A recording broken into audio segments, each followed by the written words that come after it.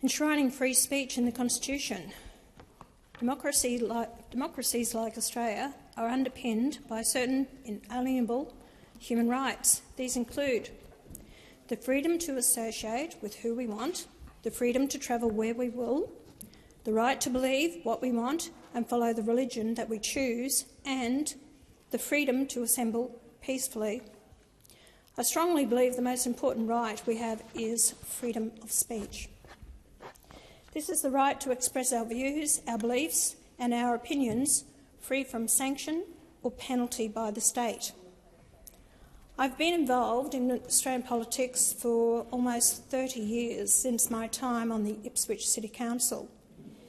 If there's one lesson I have learned in all that time, it's that freedom of speech is something we can never, ever take for granted.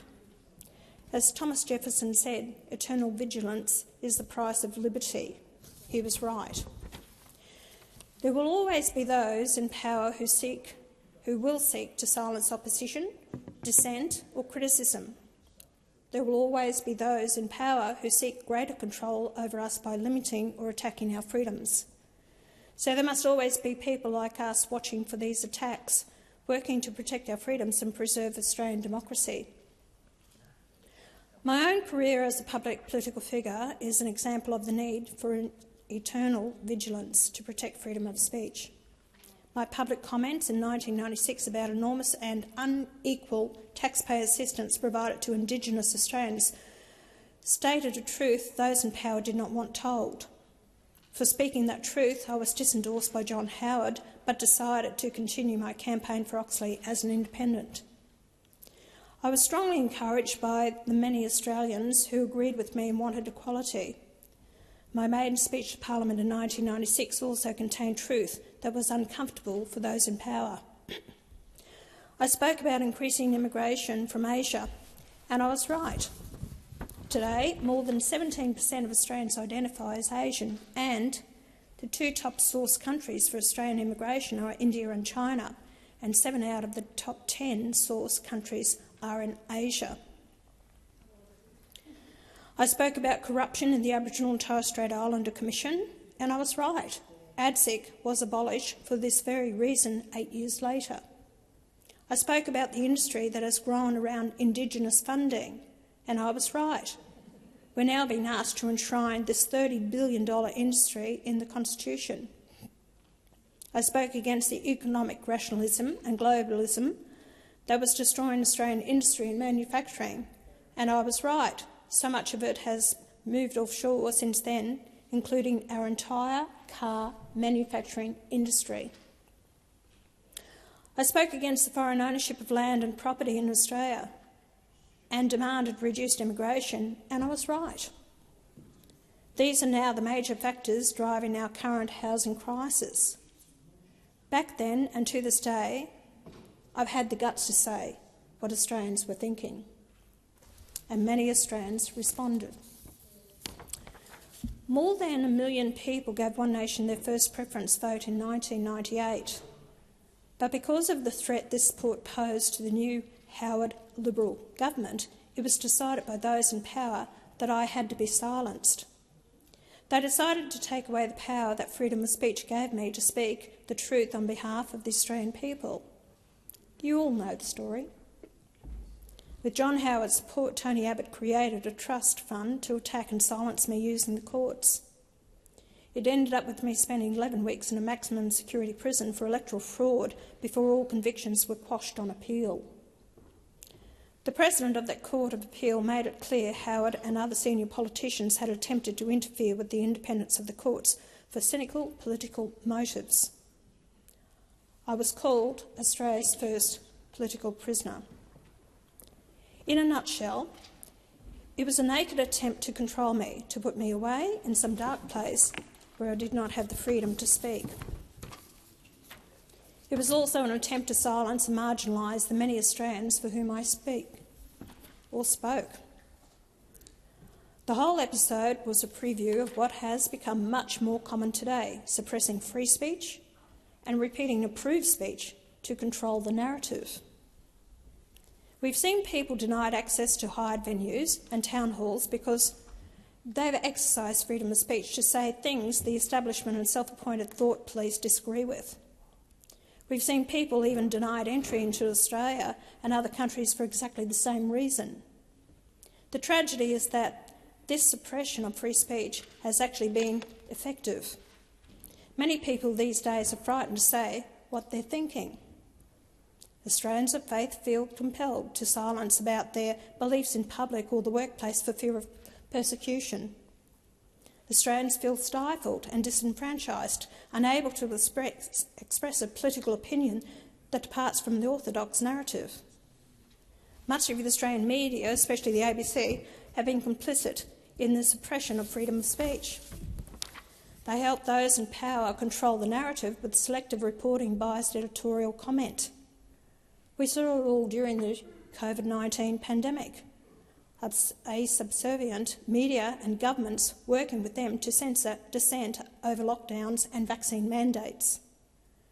And now we have a government about to introduce legislation under the guise of misinformation and disinformation to formalise the suppression of free speech into Australian law. The Australian Constitution is not a Bill of Rights like that of the United States. It's effectively a rule book for government. However, it directly implies certain rights like the right to vote and freedom of religion. This referral is to examine enshrining for all time the right to freedom of speech in our Constitution. As I said, over the period of time, I feel that the Australia that I grew up in, to be able to have a voice and have an opinion, is being stripped away from us. And it's the fear-mongering, especially when we talk now of misinformation and disinformation bill that was first introduced by the coalition government and now taken on by the Labor Party. If we do go forward with this, this is a great disservice to our democracy. We spoke earlier today about our shrines being vandalised and the damage that's been done to them. And if we reflect back on that, it's really about the people that have fought and sacrificed their lives for our freedom, and really with that freedom, and most importantly, as I said, is our freedom of speech. Are we going to just ignore their sacrifices? Because what we are doing is suppressing people to have an opinion and to stand up and have that opinion. People are in fear. It's quite amazing when I see what happens. People lack confidence in themselves, or feel they're not educated enough, or feel they shouldn't be saying anything because those around will actually call them names, as I've been called many occasions. You're a racist. How dare you raise about immigration coming into Australia? That's racism. Or I remember the fact is the Australian newspaper, straight after my election of 3rd of March, the next day, an Australian reporter rang me up to do an interview, and I spoke to him. And the headlines the next day on the Monday was the fact on the 5th of March was Hanson will not represent Aboriginal people. That was an absolute lie. And the fact is that it did go to court. And it was out before Sir Ronald Wilson, upon hearing the full tape and the conversation that I had with that journo, actually ruled in my favour, and it was misreporting by the Australian, which has happened constantly. Even in this chamber today, you know, the jibes and the comments that I get, and which is based on misinformation or personal attacks because it suits you to do that. But you deny me my right to stand in this chamber when you call out those comments, to deny me my right to freedom of speech on behalf of the Australian people, and especially those people of Queensland who voted for me to represent them in this chamber. You're denying debate, and that's what this place is all about. And if you think that by bringing in these laws, by suppressing people because you don't want them commenting on Facebook, and that's what's happening now, is any political comments that are said on Facebook pages, then Facebook shuts it down. So you're really slapping those men and women in the face that have fought for our freedom. and most importantly, our freedom of speech. You're not doing anyone a service. Many countries around the world would clearly, dearly, and their people would dearly love to have the democracy that we have, but we are letting slip through our fingers because of people in this place that feel it's their right to suppress. If you don't agree with someone, then you've got to shout them down. You've got to call them names. You've got to have a go at them. How dare you say that? Even in our universities and education centres, many students write to me over the years, or have run into them with their parents. You know what they tell me? We've actually wanted to do an assignment of you about Pauline Hanson in the classroom. But because we did it on you against what the teacher thinks and their own political persuasion, they've been marked down purely because it was done about me. And even the recent one is that the assignment was, do an assignment on your hero. Guess who he picked? Me. I'm very honoured that he did choose me. But the poor kid, 14 years of age, from a school on the Sunshine Coast, he was marked down. He was actually criticised by the teacher, and she said to him, I'm controversial. I couldn't possibly be his hero. I'm too controversial. But he still stood up for himself. And because he stood up for himself and he's made his comments, he was then pulled before the principal. And the principal gave him detention. Oh, this isn't just the first one, and I'm sure it won't be the last, because I've heard from these kids before. You're even suppressing the kids in our educational centre and our schools and our universities. And I hear it from university students all the time. We have to think a certain way and we have to answer the questions a certain way, otherwise we're marked down. You're stifling growth. You're stifling debate. And the only reason why we have to stop this is because it's of people's different ideas and opinions. It's only through debate we will ever get good government. And in the workforce as well. People have a diversity of opinions and they must be heard. The public will make up their own mind whether they agree with you or not. The public will judge you. Not people from the media or people on whatever side of politics you're in. It's not about that. If you've got a fair argument, then produce your argument, produce your debate, but allow everyone the right to have their say freely instead of calling names or pointing fingers at it and belittling people. It sickens me. And that's why our country's in hell of a mess, and that's why when I talk to the older generation all the time, they keep saying to me, what the hell has happened to our country? Why are we in the mess that we are in? And you know what I keep thinking?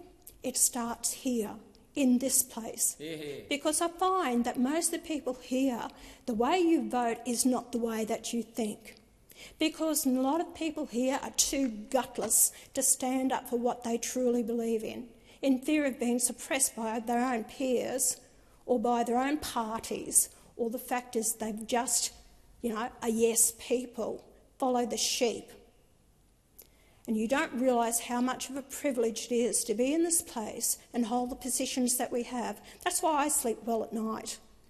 And I will, when I'm finished in this place, reflect back on my time in here and know that I stood for what I believe was morally right.